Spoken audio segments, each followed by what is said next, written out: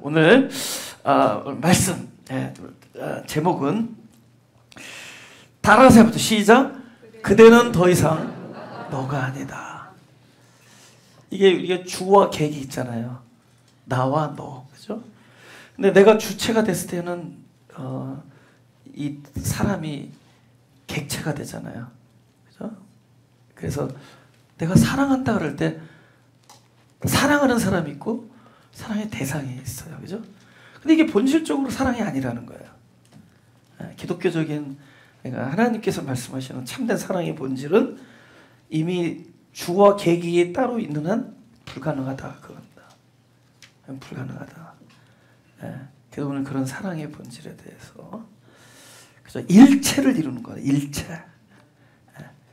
그리고 그 일체가 분리될 때의 고통, 그게 있습니다.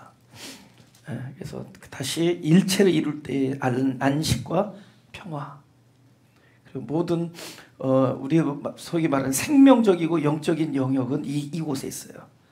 하나님과 한 몸을 이룰 때. 그래서 교회가 그거거든요. 그리스도가 머리가 돼서 한 몸을 이루는, 가정도 부부가 한 몸을 이루는 것이고, 우리 궁극적으로 이 모든 것들은 모형이에요. 하나님과의 한 몸에 대한, 하나님과 일체와 연합에 대한 모든 것은 모형입니다. 그리고 우리가 고통, 어떤 상실의 고통, 이거는 하나님과 분리됨에 대한 그 고통에 대한 그림자예요. 그래서 그 고통을 통해서 하나님과 분리된 것이 얼마나 고통스러운가를 여러분 사랑하는 사람을 떠나보내면서 그걸 통해서 여러분을 통감하게 만드는, 그래서 그런 것, 이것이 이제 기독교 사랑의 본질이다. 그래서 오늘 그 말씀을 함께 나누려고 합니다. 그래서 오늘 본문을 한번 보죠. 제가 읽을게요. 대답하여 가로되 네 마음을 다하며 목숨을 다하며 힘을 다하며 뜻을 다하여 주 너의 하나님을 사랑하고 또한 네 이웃을 네 몸과 같이 사랑하라 하였나이다. 이게 오늘의 본문입니다. 지금 이 본문의 내용은 뭐냐? 어떤 율법사가 영생에 관한 문제를 이렇게 질문을 하니까 주님이, 야, 성경에 뭐라고 써있디? 너는 그걸 어떻게 읽느냐? 이게 어떻게 읽느냐가 굉장히 중요한 지금의 우리의 그 대전제예요. 내가 성경을 어떻게 읽느냐에 따라서 달라요. 이 세상이 다르고 우리의 삶이 달라진다. 성경을 어떻게 읽느냐. 이 성경을 이거 글자로 읽으면 되게 위험해집니다. 그렇죠? 전에도 얘기했지만, 아유 너무 예뻐, 깨물어 주고 싶어요. 그럼 깨물어 주라는 얘기 아니죠. 반대잖아요. 그럼 언어에는 뜻이 있고, 그죠? 그 글이 있단 말이죠. 근데 글대로 하면은 엉뚱하게 반대 짓을 할 수가 있죠. 항상 그 뜻을 얻어야죠. 그래서 네가 이 성경을, 하나님의 뜻을 어떻게 읽느냐, 이게 이거 글자로 읽다 보니까 희한한 사람들이 나오는 거죠. 막 계시록 가지고 희한한 사람들이 나오는 거죠. 그래서 막 이 세상이 혼미해지는 거죠. 그러나 이 안에 딱 뜻을 가는 곳마다, 여는 곳마다 뜻을 모으면은 딱 한 곳에서 만나요. 하나님과 내가 한 곳에서 일체를 이루는, 이것을 사랑의 궁극적인 지점이라고. 사랑. 모든 우리의 생명적인 역사는 여기서 흘러나오는 참된 기쁨과 평화가 이곳에 있는 겁니다. 선교사님이 가서 브라질에서 그 사람에게 막 말씀을 전할 때 그들이 왜 함께 감동하고 함께 그런 변화가 일어났냐면, 그곳에 선교사와 거기 또 그곳에 있는 현지인들과 그곳에 하나님이 한 곳에서 한 몸을 이루었기 때문입니다. 우리가 누군가를 사랑하고 누군가와 진짜 이런 영적인 역사를 이루어나가고 있다면 그곳에는 그 사람과 나와 하나님이 한 몸을 이루고 있기 때문입니다. 바로 그것, 성경을 어떻게 읽느냐라고 하신 주님의 말씀에 이 사람이 이렇게 얘기합니다. 자기가 읽은 걸 얘기하는 거죠. 목숨을 다해서 힘을 다해서 하나님 사랑하고 이웃을 뭐라고요? 내 몸과 같이. 이제 그 얘기를 한 거예요. 그게 오늘의 성경 본문입니다. 어떻게 읽느냐. 그거를 예수님이 그렇게 한번 해봐라 이렇게 얘기해요. 한번 그렇게 한번 해봐라. 그러니까 벌써 성경에서 예수님이 그렇게 해봐라 할 때는 어떤 거죠? 알고 계시죠. 해봐야 되는 사람들이죠. 해보기 전에는 참된 것을 얻을 수 없기 때문에 그렇게 행하라. 그럼 우리는 성경에서 행하라 그러면 그렇게 해야 되는가라는 어떤 당위성을 부여하죠. 그렇게 행해야 되는가? 아니면은 도대체 이렇게 말씀하실 때 무슨 뜻이 있는가? 그죠? 무슨 뜻이 있는 거거든. 네. 근데 이 사람은 어떻게 받아들였냐면, 그렇게 하면 되겠구나라고 그냥 말 그대로 받은 거죠. 그래서 어떻게 읽느냐에서 벌써 거기서 약간의 오류가 생기기 시작한 거예요. 그렇게 하면 되는구나. 그렇게 해서 뭐라고 얘기하면은 할 수 있다라는 생각을 하죠. 거의 기독교인들의 버릇이 그거죠. 말씀 딱 듣는 순간 그렇게 살아야겠구나. 이거를 작심하죠.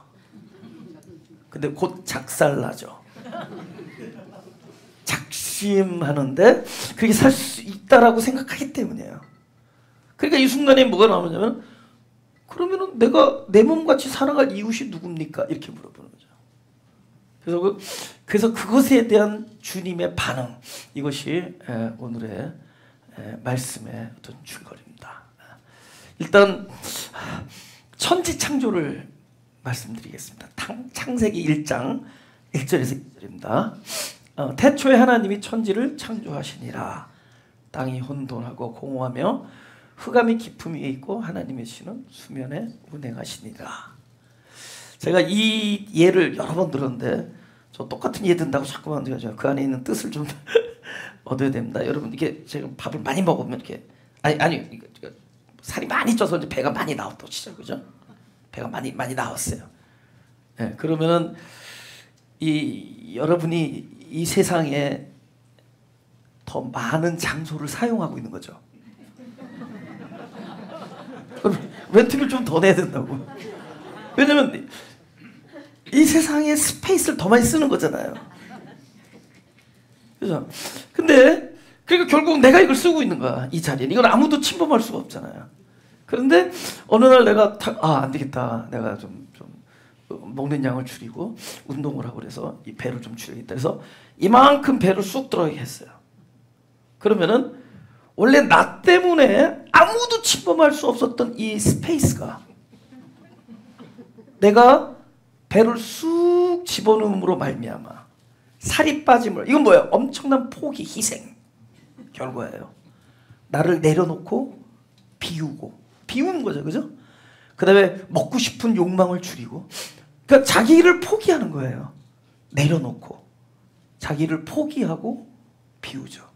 그러면은 이만큼 나 때문에 자리가 있던 자리가 새롭게 창조되죠. 창조. 없었잖아요. 나의 비움의 결과로 창조가 되죠. 공허. 나는 이것이 하나님 창조의 배경인 줄 알았어요. 근데 이게 창조물이에요. 하나님은 저거를 창조하신 겁니다. 독존하시는 하나님. 하나님으로 꽉 차 있어야 되는데 그 당신의 홀로 존재하심을 포기하십니다. 공존하기 위하여. 그래서 무엇인가를 만든 거예요. 그 결과가 바로 공허와 혼돈과 흑암이 생겨납니다. 원래 없었어요. 그분이 자기를 포기하고 자기를 내려놓고 자기를 희생함으로 새로운 게 생깁니다. 그게 바로 한 글자. 혼돈과 공허와 흑암. 그게 바로 이건. 그게 바로 뭐? 오케이. 여러 가지 다 맞는 답인데 마지막에 말씀하신 분이 맞았습니다. 그게 누굴까? 바로 당신입니다. 그게 나예요. 우리 그 조이 선교회 그 김홍동 선교사님이죠 지금. 목사님, 내 최전도사 설교를 똑같은 거를 엄청 들었다는 거예요. 똑같은 글쎄, 할 일도 없어 똑같은 설교를 뭐 이렇게 여러분들이. 나는 한번 딱 들으면 이게 누구한테 영향받은 줄 알겠는데 모르겠다는 거예요. 그래서 그거 알 때까지 들으려고 누구한테 영향을 받았냐. 근데 내가 그때마다 하는 얘기가 있죠. 나는 창세기 1장 2절이 1장 2절에 혼돈과 공허와 흑암이 창조의 배경인 줄 알았는데 그게 바로 나라는 걸 어느 날 깨달았다. 그게 하나님께서 창조하신 나의 본질이라는 것. 나의 실존이 바로 그것이었다는 것. 그러니까 우리가 말하는 이 복음의 모든 내용의 출발이 거기서부터 출발되는 거예요. 여러분 그 12스텝 있잖아요. 미국에 알코올 중독자나 마약 중독자를 보면 그 AA 미팅 있잖아요. 거기 보면 first 스텝이 뭐냐? I am addict 이거 하는 거야. 나는 중독자다. 여기서부터 출발하는 거야. 근데 나는 중독자다라고 얘기하는 그 스텝을 못 들어간대요. 그 first 스텝까지 가기까지가 수십 년 걸린대. 나중에 다 깨지고 다 부서지고 나서야 딱 그 집 와서야 나는 중독자입니다. 여기서부터 출발해. 하나님은 우리에게 그래. 바로 구원이 필요한 자가 너다. 도움이 필요한 자가 나다. 여러분 제가 교회 할 때 뭐 처음에는 굉장하죠. 그 비전을 가지고 그 하나님께서 나에게 주신 이 말씀을 통해서 이 영감을 통해서 이 사람들을 개혁하리라. 어느 날 계속 깨닫게 하죠. 도움이 필요한 자가 나다. 구원이 필요한 자가 나다. 그야말로 하나님의 사랑이 절실하게 필요한 자가 나다. 이걸 throughout all my ministry, 나의 모든 미니스트리를 통해서 하나님께서 나한테 그걸 알려주시죠. 바로 이거예요. 이거는 뭐냐? 하나님께서 창조한 자가 난데 나는 출발이 뭐냐? 무엇인가가 비워진 상태에서 출발하는 거예요. 그러면 이것은 뭐죠? 과정이죠. 보세요. 하나님께서 당신을 내려놓고 포기한 결과로 창조가 됐다면, 이것이 나라면 하나님은 그 자리를 다시 무엇으로 채우려고 하시느냐?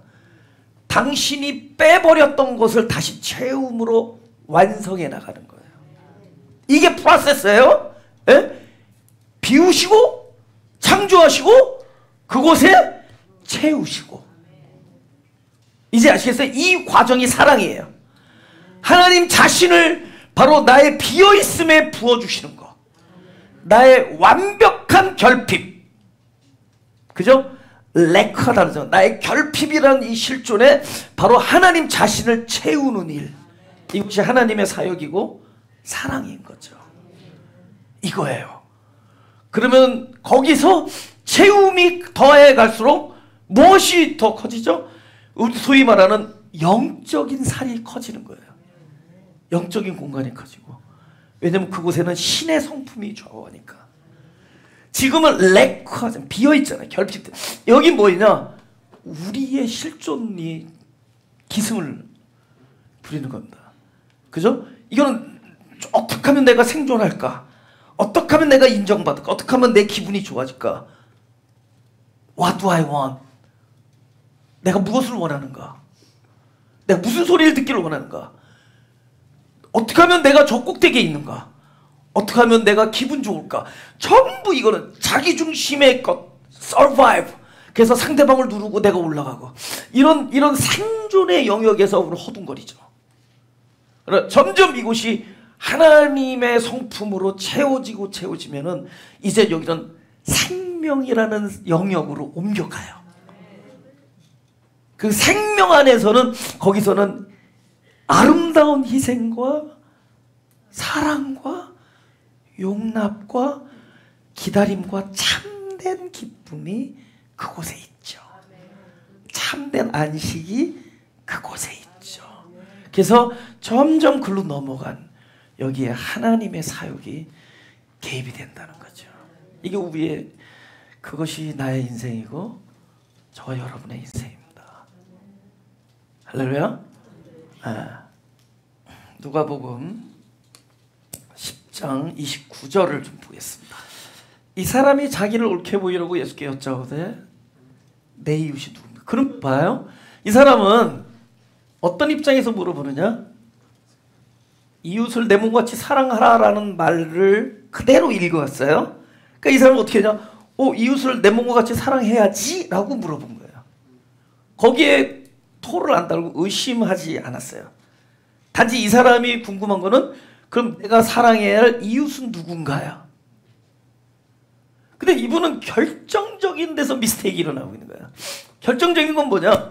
과연 이웃이 있다면 이웃을 내가 내 몸과 같이 사랑할 수 있는가에 대한 질문이 필요한 거예요. 우리가 형제를 사랑하십시오 그러면 과연 내가 형제를 사랑할 수 있는가에 대한 본인에 대한 본질적인 질문이 필요한 거예요. 근데 우리는 무턱대고 할 수 있다. 뭐야? 우리는 적어도 선한 일에 대해서 강자로 군림해요. 할 수 있다 라고 생각을 하죠. 그래서 그건 안 물어보고 단지 누구를 사랑하냐, 누가 이웃이냐 이거예요. 그죠? 이러한 사고를 가진 이 청년에게 예수님이 얘기하죠. 재밌는 얘기하죠. 야, 어떤 사람이 가다가 막 강도에게 쳐맞고, 사람은 첫자 들어가면 정신이 바짝 나더라고. 그래서 뭐 그냥 하면 좋아요. 뭐 간장 쳐 드십시오. 치르는 거지 내가 뭐 나쁜 얘기한 거 아니잖아. 근데 하여튼 강도한테 쳐맞고 다 죽게 됐죠. 어떤 사람이. 근데 사마리아인 사람이에요. 지나가다가 이 사람을 부축하고 물 주고 해서 이 사람을 결국은 이렇게 도와주고 건져줍니다. 여기까지 소팔속은. 그럼 아직까지 이 얘기를 듣고 있는 사람은 어느 입장에서 생각을 하느냐? 자기는 누가 시키지도 않았는데 주인공 역할을 해. 누구나. 사마리아인. 남을 도우는 것이 가능하다고 믿기 때문에. 근데 주님은 뭘 알려주는 거냐? 사실은 네가 남을 도와줄 수 있는 사람이 아니라 너의 현 주소는 강도 맞아서 다 죽게 됐다는 거야. 다 죽게 됐어요 지금 너. 그래서 예수님 뭐라고 물어보느냐? 누가 내가 사랑할 이웃입니까? 묻는 그 청년에게 이런 질문을 해요. 누가 쳐맞아 거의 죽게 된 강도 만난 자의 이웃이냐? 뭐라고 얘기하는 거예요? 너는 사마리아인이 아니라 강도 만난 자다. 너는 다 죽게 된 자다. 너는 남을 사랑하기 전에 너를 사랑할 사람이, 너를 도와줄 사람이, 너에게 찾아올 사람이 필요하다. 이제 이웃이 달라지죠? 우리는 내가 도와줄 이웃을 찾지만 이는 자기를 위하여 희생할 이웃이 필요한 겁니다. 그럼 우리에게 이웃이란 단어가 딱 반복됐을 때 우리 무슨 이웃을 찾아야죠? 나를 살려주실 이웃, 나와 한 몸을 이루실 이웃. 누가 이 강도 만난 자의 이웃이냐? 누가 나의 이웃인가? 우리는 이웃을 제 몸과 같이 사랑을 할 때 도대체 그 사랑을 너무 쉽게 생각해. 내가 뭘 해주는 것.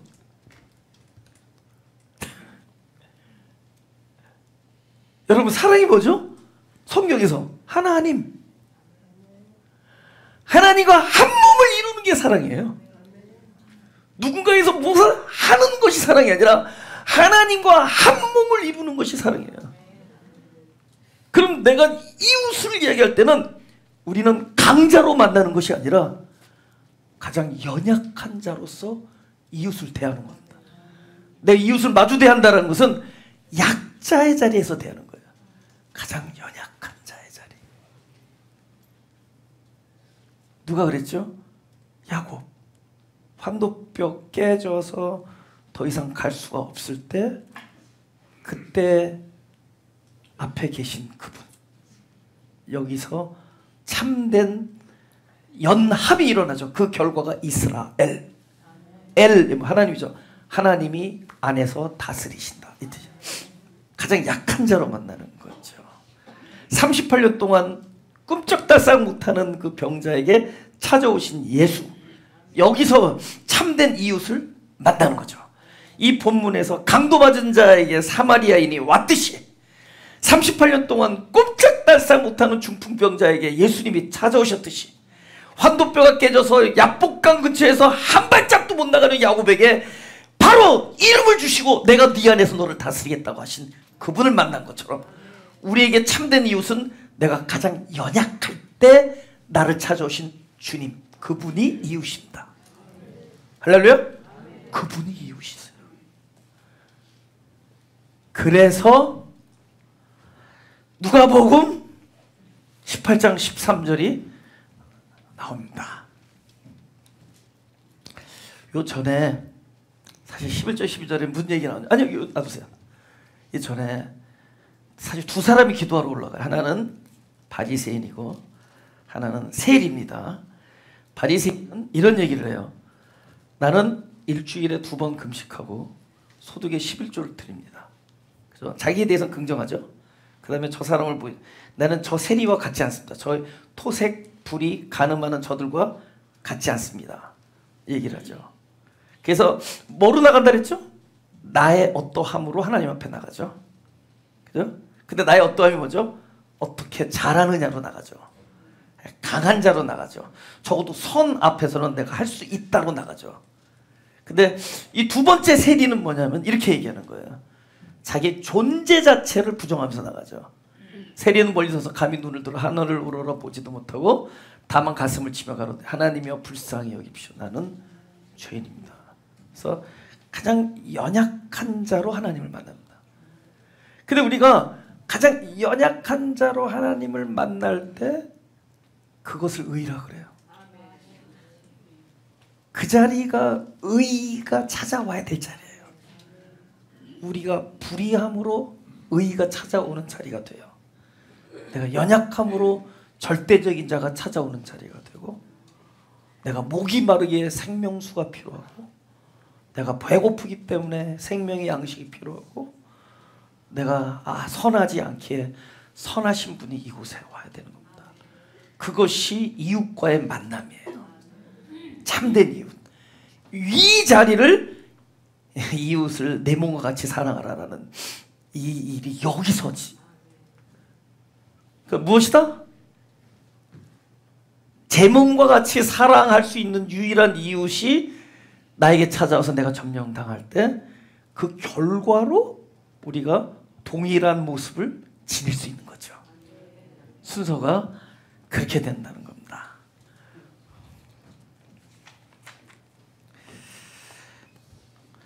고린도후서 4장 18절을 보겠습니다. 이거 외우라 그러면은 갑자기 눈이 깜깜해지죠. 한번 읽읍시다. 시작. 우리의 돌아보는 것은 보이는 것이 아니요 보이지 않는 것이니 보이는 것은 잠깐이요 보이지 않는 것은 영원함이니라. 여러분, 우리가, 이건 굉장히 역설적인 얘기인데, 우리가 하나님을 본다라는 것은 하나님과 나의 거리가 있다는 뜻이잖아요.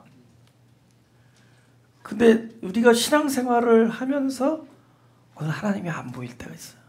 Where are you?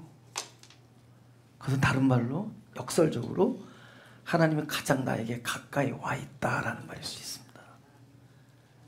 그래서 가장 가까웠을 때는 완벽한 시야에서 가려지는, 어디가 나와 한 몸을 이룰 때. 그래서 결국 모든 진리는 보이는 데 있지 않다는 거죠. 한 몸을 이루는 거니까. 그죠? 우리가 그분의 찾아오신 임재가 그렇게 내 눈앞에서 막 화려하게 비춰지지 않는다는 거죠. 결국 가장 안 보이는 지점, 내가 내 눈을 볼 수 없듯이, 내가 눈으로 모든 것을 흡수하지만 내가 내 눈을 못 보잖아요. 나이기 때문에. 이 눈이 나이기 때문에. 바로 그 얘기를 하는 겁니다. 그죠? 보이지 않는, 바로 하나님이 나와 한 몸을 이룬다는 것은 보이지 않는다는 거예요. 하늘을 쳐다보고 하늘이 참 찌부둥하다 뭐 이러잖아요. 근데 전에는 하늘이 찌부둥한 모습을 보고 찌부둥하다 그랬다고요. 근데 어느 날 알게 된 거야. 하늘이 찌부둥했던 거는 바로 그 하늘의 자리에 내 마음이 하나가 돼 있었어. 내가 하늘의 입장에서 내 마음이 찌부둥하게 펼쳐진 거야. 내가 무엇인가를 보고 화창하다고 얘기하는 것과 내 마음이 화창한 것은 확실히 다르죠. 내 마음이 화창한 상태가 하늘에 투영된 것뿐이에요. 그때 뭐죠? 하늘과 내가 완벽한 일체를 이룰 때. 그러니까 우리가 이제는 사물을 바라본다는 것이 무엇인가를 보고 이렇다가 아니라 바로 내가 바라보던 대상 속에 나와 완벽한 일체를 이루고 거기서 그 몸으로 바라보는 것이고 그 몸으로 느끼는 거예요. 그래서 어느 날 보니까 하늘이 화창하다. 이건 뭐예요? 그대의 마음이 하늘이 돼 있었고 그 자기의 마음이 화창해진 거예요. 하늘이 찌부둥하다. 그대의 마음이 찌부둥해진 것을 아시기를 바랍니다. 마음인 거예요. 이런 식이 되죠. 그러니까 우리가 지금 이 그분의 임재 이런 것들을 우리가 느끼고 보고 깨달아서 되는 것이 아니라 보이지 않지만 바로 그분과 내가 완벽한 일체를 이루면서 이것이 하나님의 임재구나. 그럼 임재를 볼 수 있습니까? 볼 수가 없기에 임재합니다. 하나님과 하나를 이루었습니까? 한 몸입니까? 그것을 내가 알 수 없기에 한 몸인 것이라고 여깁니다. 그것이 나의 눈에 드러나지 않고 내 귀에 들리지 않기 때문에 그분은 있습니다. 여러분 그러잖아요. 히브리서에 하나님이 계신 것 이거잖아요. 믿음이 없이는 하나님을 기쁘게 못하나니 믿음으로 하나님이 계신 것과 그러잖아요. 그 계시다라는 것이 얼마나 깊은 얘기냐면 바로 이런 거죠. 나는 보이지 않고 들리진 않지만 그러기에 계시다. 하나이기 때문에. 그죠? 하나로 되는 거죠. 근데 이거는 분명하게 알 수 있을 때가 있습니다. 이 하나였다라는 것. 하나였다는 것이 얼마나 소중하고 나에게 바로 내가 남을 섬기고 다른 사람을 위해서 눈물을 흘리고 할 수 있는 이 모든 선한 하나님의 거룩한 성품을 나타낼 수 있는 근본적인 원동력이 하나님과 한 몸이 이룰 때만 가능하다는 것. 이것을 우리는 평소 때는 몰라요. 이렇게 뭐 머릿속으로 알 수 있을지 모르지만은 모르는데 언제 이것을 통감하게 되느냐. 반대의 경우 하나님과 내가 만약에 분리됐다면 우리 지금 그분이 항상 와 있는 거거든요. 항상 내 자리는 그것으로 채워져 있는 거예요. 그분이 떠난 거예요. 그분이 일시적으로 우리의 공간을 만들어주기 위하여 공존하기 위하여 비운 겁니다. 이것은 반드시 그분만 들어올 수 있는 자리예요. 우리의 빈자리는 나의 흑암은 하나님의 영광의 자리고 나의 혼돈은 하나님의 지혜의 자리고 나의 공허는 하나님의 임재의 자리입니다. 그 임재의 자리, 그러니까 우리는 근본적으로 DNA가 하나님만으로 채울 수 있는 자리예요. 그래서 우리는 이 안에서 찾는 거예요. 우리가 가는 하늘나라도 이 안에서 찾을 것이고 우리가 누리는 하나님 나라의 삶도 이 안에 있을 겁니다. 우리의 참된 정체성도 이 안에 있을 거예요. 왜냐하면 모든 것의 출발이 여기에서 출발되기 때문에 하나님이 계신 곳에서 그분의 사역의 결과가 나열하면 그분의 완성의 장소도 바로 내가 있는 지점일 거죠. 그러나 그래서 이렇게까지 하나님이 출입하시는 나라는 이 소위 말하는 전 하나님 세계, 이 우주가 하나님의 이걸 뭐랄까요? 하나님의 나라, 그것이 아니라는 걸 경험할 때, 아닌 걸 경험할 때, 그러니까 소위 말하는 하나님의 임재가 나를 다 떠나고 나로부터 분리되어 있다는 것을 우리가 경험할 때, 실은 하나님과 내가 한 몸을 이루고 있었고 하나님이 계셨고 하나님의 임재가 이렇게 소중하다는 걸 알 수 있습니다. 그것은 상실의 고통입니다. 상실의 고통. 이게 기독교인들에게 일어나는 거예요. 저는 얼마나 좋아요. 예수 믿고 제 모습이 그랬거든요. 이렇게 딱 묻고 개혁 그러니까 하나님이 너나 개혁해라. 너나 개혁해라.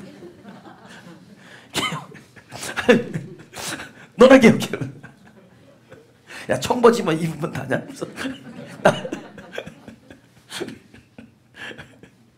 근데 그러니까 자기 잘난 맛에 먹기 시작한 거예요. 막 설교하면서 다 이 안에서 이 마음이 막 충만해. 처음 들었지? 신기하지? 이런 마음이지. 그걸 또 아닌 척하는 게 이게 보통 실력이 아니에요. 겸손한 척하기 이게 되게 보통 실력이야. 근데 어느 날 하나님이 나에게 당신의 사역을 착수하시죠. 그 사역의 결과로 어떤 경험을 통해서 오늘 제가 이 자리에서 이제 이 얘기를 할 수 있는 거예요. 그것은 저에게 가하는 상실, 그러니까 영어로 loss죠. L-O-S-S. 무엇인가를 잃는다는 거죠. 잃는다라는 것이 고통스러운 거예요. 사람들마다 잃죠. 제가 볼 때 가장 아픈 고통은 자녀의 상실이에요. 자녀의 상실. 그 다음에 배우자의 상실. 뭐 제가 볼 때는 그래요. 제가 이게 성도들을 경험할 때 자녀의 상실, 배우자의 상실, 그 다음에 뭐 부모나 가족의 상실, 사랑하는 자가 떠나가고 친구가 떠나가고 하여튼 무엇인가를 잃는다는 거 아니면 자기가 소중하게 여겼던 걸 잃는다는 거는 굉장히 고통스러워요. 근데 제가 오늘 이 자리에서 드릴 수 있는 말씀은 이 모든 고통은 어떤 것에 대한 그림자입니다. 우리는 별로 필요하다고 느끼지 않는 소위 말하는 하나님의 임재, 우리가 컨셉트에서만 가지고 있는, 개념에서만 가지고 있는, 입술에서만 입술에서만 가지고 있는 이 개념적인 단어 하나님의 임재. 근데 이것이 얼마나 우리에게 필연적인 건가 하면은 그 임재가 여기서 어긋나가지고 분리됐을 때 그 고통이 우리가 사랑하는 사람을 떠나보낼 때의 고통으로 모형으로 나타나는 거예요. 사실은 그 고통은 무엇을 비추는 거냐? 내가 진짜 함께 있어야 될 하나님과의 연합에서 멀어질 때 그 아픔을 우리가 모릅니다. 그것은 무엇을 통하냐? 자녀를 떠나보내고 배우자를 떠나보내고 사랑하는 가족을 떠나보내고 사랑하는 동지들을 떠나보내고 사랑하는 친구와 친척들을 떠나보내면서 그 상실, 그 다음에 내가 소중하게 여겼던 것을 잃어가면서 그 고통이 봐서 무엇을 가리키는 것이냐?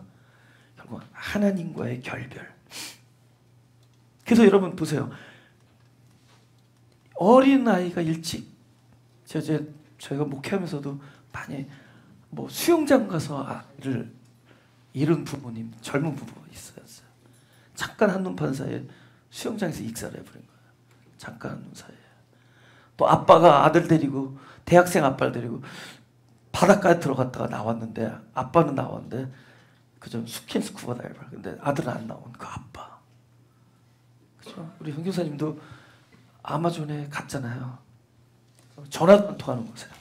전화도 안 통하는 곳에 갔는데 그때 여기 시집 결혼한 지 몇 달밖에 안 된 큰딸이 심장마비로 그 뭡니까 그 의식불명 상태. 그 코마 됐는데 연락이 안 되는 거예요. 난 여기서 이미 연락이 안 되는. 근데 결국 그래서 그 올 때 그 심정 아시죠? 그래서 내가 갈 때까지만 해도 살아있으라. 그러고 오셨대. 여기 와서 아니면 왔을 오고 떠났나요? 해나가? 갈 때까지만 해도 살아있으라. 그 심정이 어떻겠어요? 여러분 그 심정이 어떻겠어요? 그 이쁜 딸 결혼했는데 베스하다가 육주하다가 의식불명 돼가지고 심장마비로 내가 갈 때까지만 살아있어요. 그 심정, 그 비행기 날아온 심정 어떻겠어요? 내가 그때 장례를 했는데 장례를 주례했는데 거기 그 뭡니까 그 로즈힐 그 스카이체프 사람이 엄청 많았어. 근데 내가 그랬어. 나 우리 집에 아무 일도 안 일어나는 게 너무 미안하다고.